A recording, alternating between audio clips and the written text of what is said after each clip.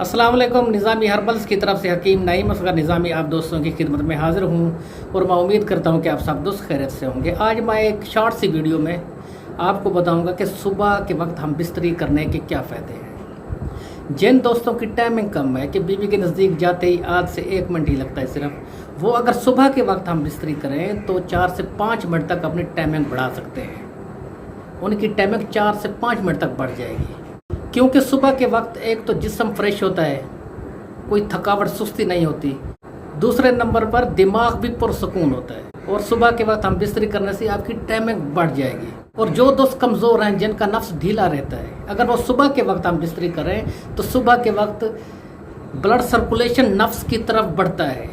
काफ़ी दोस्त कहते हैं कि हकीम साहब हम सुबह जब उठते हैं तो हमारा नफ्स खड़ा होता है, कि सुबह के वक्त खून का दबाव नफ्स की तरफ बढ़ जाता है और आप आसानी से अपनी बीवी की तसल्ली करा पाएंगे।